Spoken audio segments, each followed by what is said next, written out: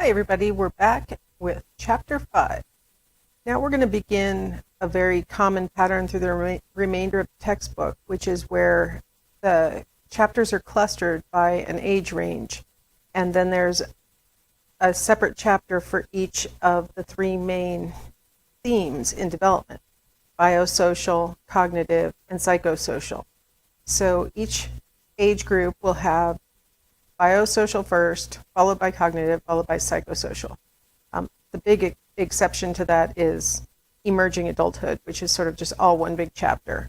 And then we're back to the normal pattern through adulthood, and then we have an epilogue. So, okay, let's get started with biosocial development during the first 2 years of life. So if you recall, we left off at the end of the neonate period, which would be about 4 or 6 weeks of age. So let's pick up with physical development from 6 weeks on. All right, now there are 3 basic patterns that continue. The cephalocaudal and the proximodistal pattern of development. These are pictures of my children when they were little. I put little stickers over them because this was post-bath time and we were all running around. And what I thought was really noticeable about this photograph is my son is just over a year old, and my daughter is 4 years old in the background. And you can see the different proportions of the two of them, right? You can see that he is in the infant period, big head, big torso, relatively small arms and legs in comparison. So you can see the pattern of development goes head down.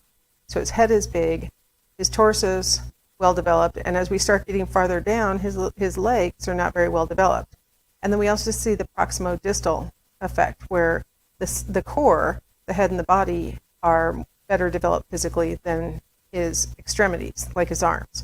So even though, for a little baby, he's doing pretty well because he can walk and everything, but you can tell that the physical development proceeds in that cephalocaudal and proximodistal. If you see my daughter in the background, she's left the infancy period, but you know what? Even at 4 years of age, we're still pretty cephalocaudal and proximodistal. And so still her legs are not as long as they're going to ultimately be, her arms aren't as long as they're going to be, and things like that. So we're going to see that pattern persist throughout development up until puberty. Okay, here's another picture of my son. Now he's got a diaper on. And this is actually he's a little younger in this picture, and he's sitting up. And he had achieved that milestone at pretty much the same age that all babies reach that milestone. The thing is, he sat up before he could crawl, and he sat up before he could walk, things like that. That's what we call canalization. The idea that there are sort of standardized patterns that you can expect in physical development. So because we know that a child who can sit up, the next thing that they're likely to do is start to crawl, we know what to expect. That's why there's a whole book called What to Expect During the First Year, What to Expect the Toddler Years, because there's such a distinct, consistent pattern of what you can expect children to do. Even children who are deprived of opportunities to move around, for example, if they're kept in, like Native Americans used to keep their babies on backboards to carry them around, and then when they were in the housing area, they had hooks that they could hold their babies on the backboards from the hooks, to keep them off the floor and keep them out of danger and things like that. And so some people thought, well, they're going to slow down the progression of their motor skills. Well, it turns out that they went through the exact same series of development once they were allowed, what we now call tummy time. I don't think they called it that back then. But once they were allowed time on the ground, they very quickly and rapidly moved through the stages of development to bring themselves up to the standard motor skills that you would expect for a child of their age. Canalization preserves the order, and canalization sort of helps us to predict for an individual what might happen, but it's very difficult to know when a child will reach what milestone. So, for example, my son started walking very early, and we had no idea that he was going to do that. There was nothing about his development up till that time that implied that he was going to go from crawling for a few weeks to actually pulling himself up to actually physically walking. This picture that you're viewing, I think he's about a year old. But he started walking when he was 9 months old. Really well. My daughter didn't start walking until she was 14 months old. There's no way to predict for an individual when they will reach a particular milestone. All we know is that once they have reached one milestone, we know which thing is going to come next. So, and then there are ranges of normal, sort of within certain ranges. And so my son was on the early end of the range. My daughter was on the later end of the range for that same motor skill. The last pattern I wanted to point out is the differentiation and integration issue.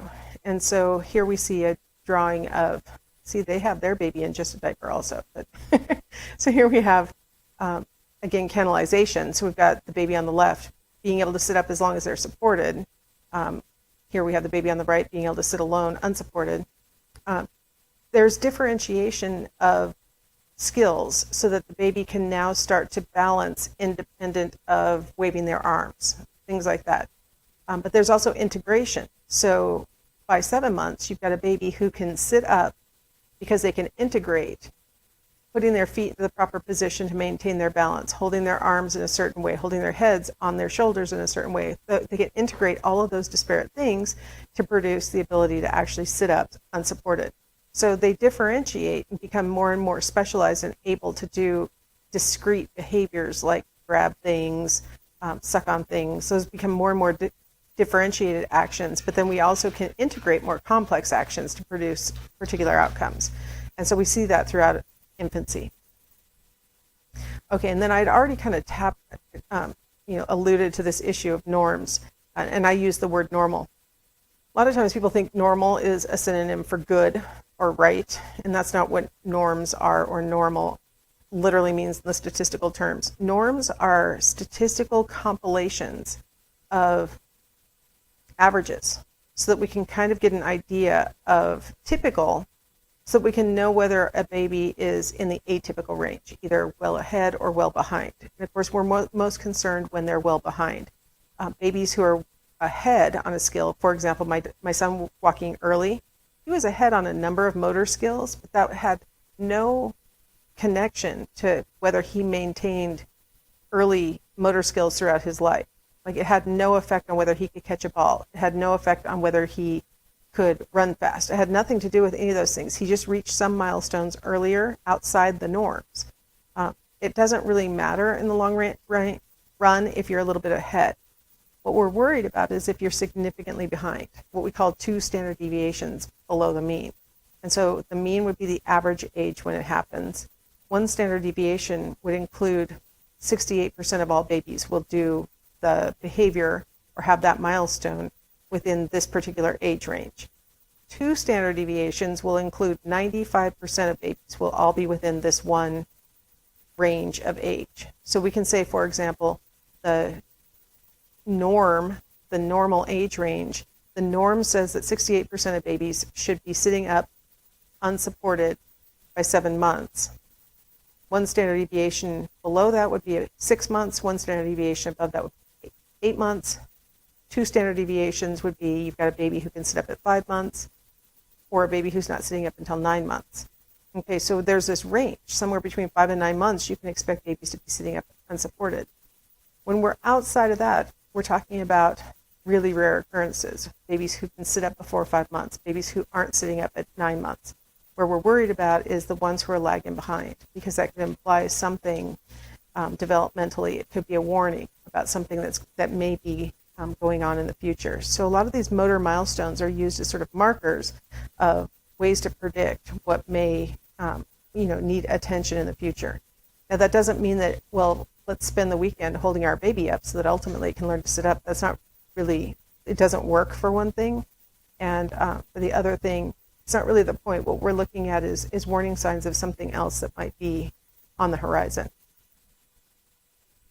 All right, so here we have some age range, some age norms, or what they call gross motor skills. That's what we're talking about here with sitting up, crawling, walking, things like that. So we have 50% of all babies master the skills at these age in months that are on the left-hand side.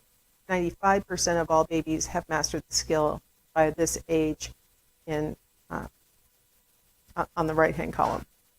So we're looking at a number of different milestones, and what we're looking at on the left-hand side is really that canalization, the idea that once you can sit with your head steady, the next thing we're going to expect you to be able to do is sit unsupported.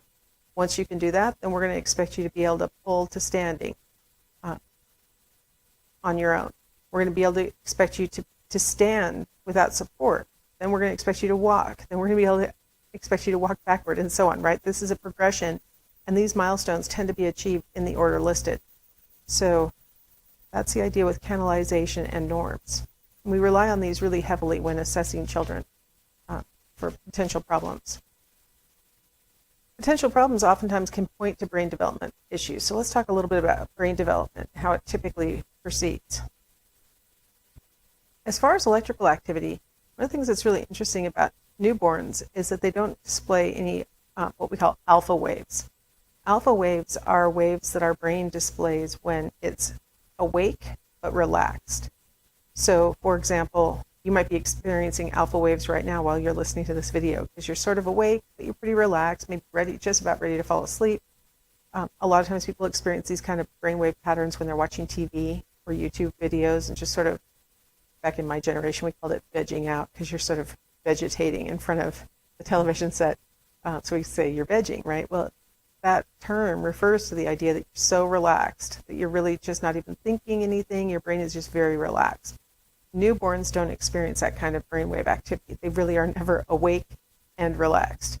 But then that starts to develop pretty early, and so you start to get babies who, by 6 months, can spend a little bit of time awake, but just relaxed. Sort of, they might look reflective or something when they're experiencing that. When you put a little cap on their head that can pick up brain waves, it'll reveal they're awake and relaxed. Now the cortex, here's an infant's cortex, and that is that outer layer of neurons that are all over that upper part of the brain. I was going to say the pink, orange, teal, and purple parts, but then I noticed they've colored the cerebellum is that part that's down below that looks like it's got like stripes on it almost. It's on the back of the baby's head. Cerebellum is considered part of your brain stem, and then that other part that's sticking down that becomes the spinal cord, that's also brain stem. So we're not talking about that. I'm talking about the stuff that's pink, the stuff that's orange that is not cerebellum or brain stem, the purple part, the teal part, those are all cortex. And your cortex, you'll notice in the baby is convoluted, but in the baby it's not quite as deep in the convolutions as it is going to be when the baby gets older. As we age, our convolutions get deeper. What that convolution does is give us more, I want to say square footage, that's not the word I'm looking for, but it's sort of more space for neurons to be distributed across the surface of that cortex. The cortex is only about 9 millimeters thick, so having those convolutions gives us more square footage for the neurons to be distributed. So the cortex is very underdeveloped at birth, and any mom who has given birth can attest to the fact that they're glad that their baby's brains were no bigger than they were, because it's hard enough to get the human baby out of the female body without having a well-developed cortex at birth. So it needs to do a lot of work from birth on. Experience really shapes our brains, really gives it, connections between the existing neurons and growing connections between neurons. So as we grow and see things, hear things, touch things, taste things, we're actually making connections between the neurons of our brains. So we see the two neurons at the top that have the dendrites on the left-hand side collecting information, and then you see that axon on the right-hand side that's going to send information to the neighboring cell. And its little ends, we call terminal fibers, form synapses with the receiving cell's dendrites, so that the receiving cell can collect information from the sending cell. Our whole lives, we're growing connections between neurons. Most of the growth happens from the dendrites. The dendrites reach out to make connections with the axons, but the axons can also grow terminal fibers and make connections. And so we can end up with a very elaborate neural network. So experience shapes those connections. As we get into adolescence and young adulthood, we'll start talking about the fact that not only does your brain grow connections, it also deletes neurons that aren't helpful or useful. One of the things that's really important during childhood is the pruning. So right now we're doing a lot of growing of connections between neurons. And actually, here's a little picture that illustrates how we've got age in months on the left-hand side up to that black dotted vertical line. That's age in months. And then, so you see all this growth and development. You get the visual cortex and the auditory cortex in the purple slope. So that's going to be seeing and hearing. The red slope is showing us the receptive languages, the receptive language areas like Wernicke's area. And then we've got the speech production area, which is Broca's area. Those things are really peaking in the second half of the first year of life. We see the higher cognitive functions peaking between about 10 months of age and about 3 years of age. All this growth going on. And then you'll notice it drops off very quickly. The vision, hearing, and speech centers really drop off production of new connections and growth of dendrites by about age 4. With the higher cognitive functions, those are continuing to grow all the way through. Really, this is why we have kids in school as long as we do, because look how much their prefrontal cortex is wiring up and making connections and learning things. And experience is super important for these growing neurons to be able to make the kinds of connections that they need to be able to accurately represent the world the baby or the child has been experiencing. Another issue about brain development is the lateralization issue. So when we talk about lateralization, we're talking about how the left brain has specific functions. They're listed here in this diagram. Analytic thought, logic, language, science and math seem to be most heavily activated in the left hemisphere. The right hemisphere allows you to bring elements together and see the big picture. They call it holistic thought. Your intuition, where you sort of use your gut instinct to answer a question rather than necessarily stopping and thinking about the problem too deeply. Creativity is another right brain function. And then art and music seem to be, now the thing is, that's a tricky one because art and music, producing art, appreciating music seem to be on the right-hand side of the brain, but actually being able to read music, that is housed on the left side of the brain because music is a language just like any other language. So it's processed over on the left side of the brain. It takes a lot of logic, a lot of math, that your brain treats it the same way. And so if you're producing music, left hemisphere. If you're appreciating music, it's on the right hemisphere. Anyway, this lateralization is not fully there yet.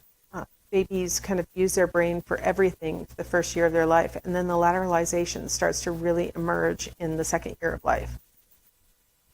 So that by the time we're adults or adolescents, we're fully lateralized.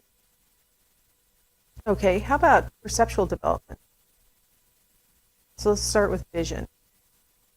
So how do we collect information from our environment and then make sense of it? Well, one thing that is necessary is being able to lock our eyes onto an object and follow it across a scene, right? For you, if a dog ran in front of you, you don't have to turn your head. You can just watch the dog with your eyes. You can just let your eyes move.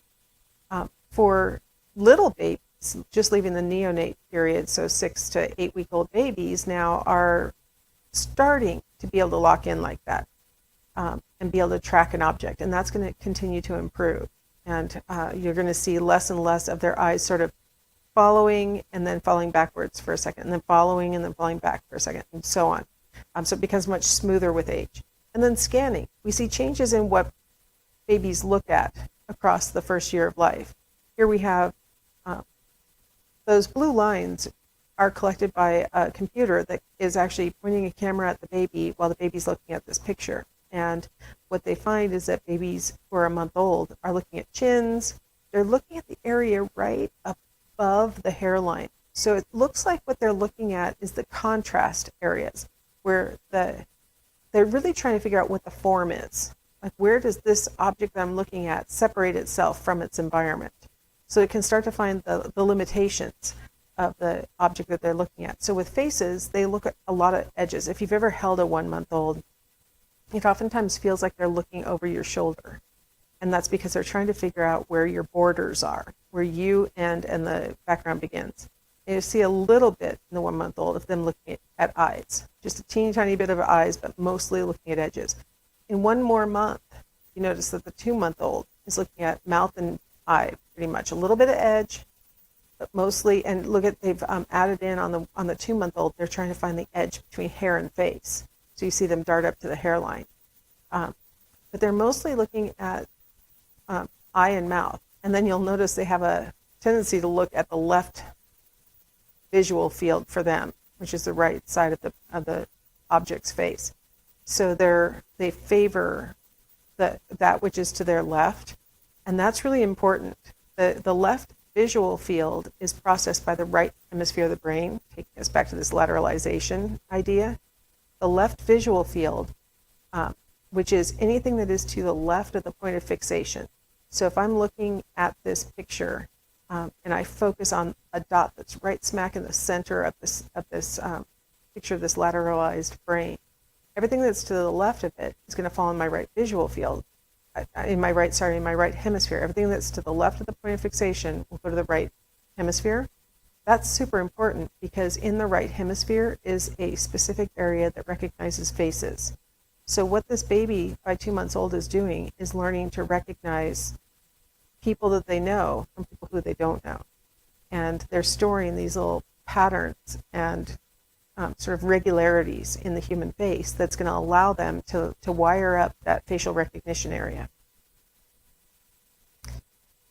All right, now attending to complexity and novelty is kind of an interesting topic because early on, babies like things that are familiar. So they will stare longer at faces, for example. They will stare longer at things that they've seen before. But about 6 months, there's a shift in what babies prefer, and they'll start to prefer novelty and more complexity. So if you test a little baby on, what will they stare at longer, they'll tend to stare at, for example, a bullseye than they will at just a blank piece of colored paper. In fact, that's one of your project options. If you know a baby, you can test this.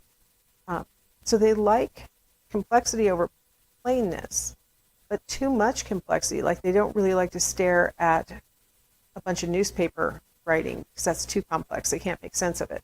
So it needs to be big enough that it can catch their attention and they can actually process it. But they like it to be new as they age. So cross infancy, babies are going to prefer more and more novelty. They're going to prefer more and more complexity as they age. All right, and then attending to faces. I already mentioned where their eye scanning is. So let's talk about faces in general and what they make sense of. So babies prefer faces over any other object. If I go back to this little picture here, there's no picture of faces here. But of all the things that are listed here, if we added in a face, the babies would stare at the face. And it could be a very simple face, just 2 dots and a smile, like the traditional happy face. They will stare at that longer than they will these more complex or novel things because babies really prefer faces. So they stare most attentively at faces. They like faces of all sorts. So 2 eyes and a mouth is the key thing. It could be a kitten face. It could be a face on a doll. It could be a very cartoonish face. It could be a very lifelike face. They prefer faces. That's basically the premise. And then depth perception. We know from a design called the visual cliff that within a day of learning to crawl, babies seem to have depth perception. So the setup in the visual cliff is you put a baby on it, and you'll notice that the design of the apparatus is that you've got those checkerboard pattern that's on the top where the baby's kneeling. And then the same size checkerboard is on the floor underneath the cliff. The cliff is about waist high to an adult human, so I don't know, 36 inches, something like that. If the baby has depth perception, they'll be aware that they are up off the ground when they look over the edge. They'll realize that that's a distance, and they don't want to fall. In case the babies make the wrong decision, it's covered in plexiglass, so they can't fall. But what they find is that within a day of crawling, babies will refuse to cross the visual cliff, no matter how much mom is on the other side calling and dangling keys and trying to encourage the baby will not crawl across there. With 24 hours of crawling experience, they won't do it. So it appears that they have at least that kind of depth perception where they recognize that things that are closer to me look bigger, things that are farther away look smaller. They at least have that. What's really interesting is that once the baby learns to walk, they have to kind of relearn that depth. And so for the first 24 hours after learning to walk, a baby might cross the visual cliff, but within 24 hours, they're back to not crossing the visual cliff while on their feet. So it kind of implies that there's a certain amount of learning with the environment to help babies to figure out what is depth and what's not. So crawling experience helps babies to gauge drop-offs. I've got this picture here of a baby sitting at the top of the stairs. Somebody left the gate open. You can't trust a baby who maybe even would refuse to cross the visual cliff to not crawl downstairs and fall, because that staircase is a gradual set of drop-offs. It's not the 3-foot distinction. And also, a lot of times carpet doesn't have enough texture gradient to it for babies to be able to figure it out.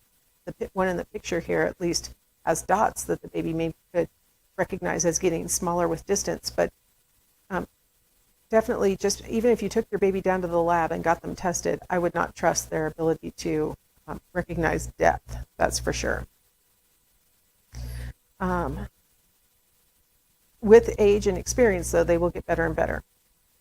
All right, my final example of perceptual development, haptic perception, touch. Babies are born with really well innervated mouths, so they can collect really good detailed information from their lips, their tongue, their gums. Not as good touch, haptic means touch, not as good touch reception from their hands as they're going to ultimately develop, like you have, and not as good of vision as you might expect you to have. Babies, at birth, we already talked about how they're born legally blind. By 2 months, they're starting to get into the sort of I just need glasses range. By 6 months, they're seeing normally, basically. But haptic perception is really super important for the first year of life, especially using the mouth.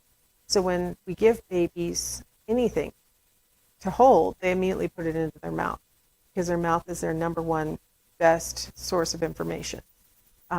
This I got off of an advertisement for this set of different textured balls that you could give to a baby. I don't know the premise is, and maybe the baby likes it, I don't know. It always seems like we're trying to teach them something using stuff that they already naturally would explore with. So it seems a little pointless to me, but maybe I'm just not understanding. But definitely their mouth is the most important source of haptic perception. Other touch receptors, though, are active. Babies just might not be as consciously aware of them. So, for example, they do have pain receptors. And so if something's poking them or something, they can absolutely detect it, and they will immediately go into their immediate pain cry.